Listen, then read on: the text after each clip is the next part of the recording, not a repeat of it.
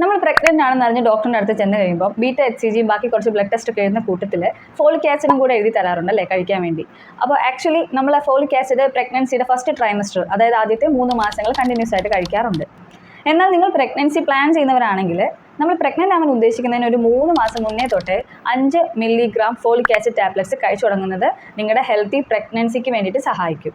നമ്മൾ നേരത്തെ തന്നെ ഫോളിക് ആസിഡ് സ്റ്റാർട്ട് ചെയ്യുവാണെങ്കിൽ പ്രഗ്നൻസിയിൽ ഉണ്ടാകുന്ന മിസ്കാരേജസ്, അതുപോലെ ഫീറ്റൽ അബ്നോർമാലിറ്റീസ്, അതായത് ബ്രെയിൻ എൻ്റെയും സ്പൈനൽ കോഡിൻ്റെയും ഡിഫക്റ്റുകൾ, ഇതെല്ലാം ഒഴിവാക്കാനായിട്ട് ഇത് നമ്മളെ സഹായിക്കും.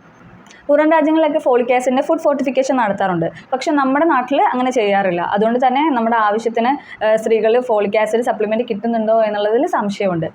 നമ്മുടെ ഭക്ഷണങ്ങളിൽ ഫോളിക് ആസിഡ് ഉണ്ട്, അതായത് മുട്ട, ലിവർ, ഇലവർഗ്ഗങ്ങൾ, അതുപോലെ തന്നെ പയറുവർഗ്ഗങ്ങൾ, ഇതിലെല്ലാം ഫോളിക് ആസിഡ് അടങ്ങിയിട്ടുണ്ട്. പക്ഷേ നമ്മളൊരു പ്രഗ്നൻസി പ്ലാൻ ചെയ്യുന്ന ആളാണെങ്കിൽ 3 മാസം മുന്നേ തന്നെ ഫോളിക് ആസിഡ് സപ്ലിമെൻറ്റ് എടുക്കുകയാണെങ്കിൽ ഞാൻ ഈ നേരത്തെ പറഞ്ഞ കോംപ്ലിക്കേഷൻസ് ഒക്കെ ഒഴിവാക്കി ഒരു ഹെൽത്തി പ്രഗ്നൻസിയിലോട്ട് നമുക്ക് എത്താൻ സാധിക്കും.